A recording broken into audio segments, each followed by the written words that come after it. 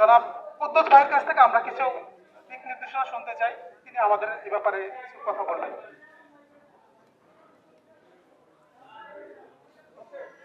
আসসালামু আলাইকুম।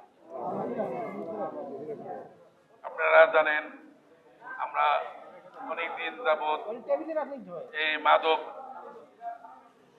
জ্বালায় আমরা অতিষ্ঠ।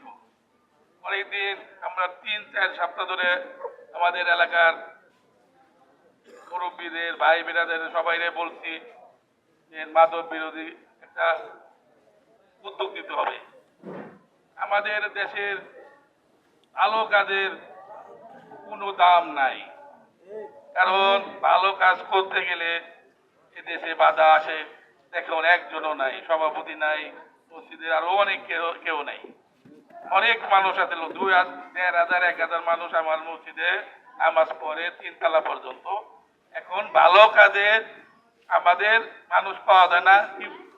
এই কারণে আমি দেখলাম যে আমার দ্বারা সম্ভব হবে না, কারণ আমি এখন আমার জামান সাহেবরে বললাম যে কি করা যায়, কারণ এই মাদক একমাত্র জামাত ছাড়া এদেশে সবাই মাদক খায়, সব দলেরই মাদক খায় এবং কি জামাত ছাড়া। চিন্তা ভাবনা করলাম যে বিএনপি আওয়ামী লীগ সবাই রাজবাদী এমনি অন্য দলও খায় আছে লোক। এই চিন্তা ভাবনা করার পর জামান সাহেবরে বললাম যে কি করা যায়, আমার তো এলাকায় মাদক দেওয়া বইতে গেছে, ঠিক আছে, কারণ আমি তো এটা এককভাবে সম্ভব না। সে আমারে আশ্বাস দিল যে আমি থানা এবং কি আমার জামাতের থানা পর্যায়ের নেতা আরো বড় পর্যায়েও হইলে আমি এটা প্রোগ্রাম করব। পরে বললাম ঠিক আছে করেন, তাহলে আমার সহযোগিতা করেন, আমার দেশের মাদক বিরোধী একটা উঠান বৈঠক করি। কারণ আমরা এই মাদক আমার ঘরে বেচা কিনে হয়, আমার এলাকায় কথা কওয়ার সময় পাই না, কারণ আমার ঘরে খাইবো, আমার এই দূরে মারবো, এই ধরনের হয়ে গেছে আমার এলাকা।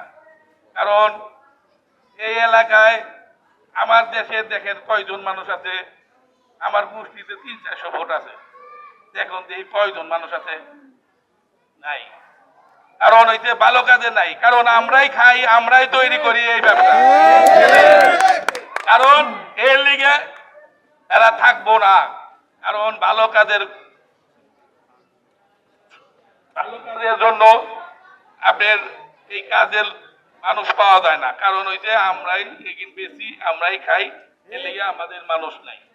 কারণ হইতে সত্য যে বললি যে আল্লাহ সত্য কথা কইলি যে বললি যে আপনি একজন মানুষ বলবো যে সত্য কথা কয়ে মারা গেছে, সবাই দোয়া করব।